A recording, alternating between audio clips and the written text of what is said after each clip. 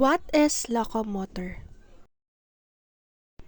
Locomotor refers to the movements that enable an individual to travel from one place to another.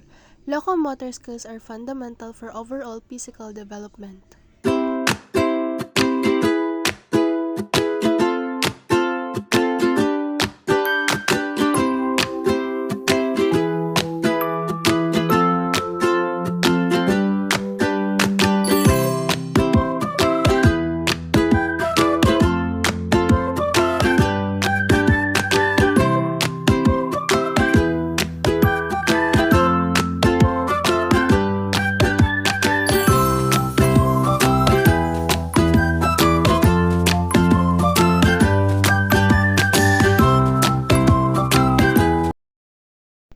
What is non-locomotor?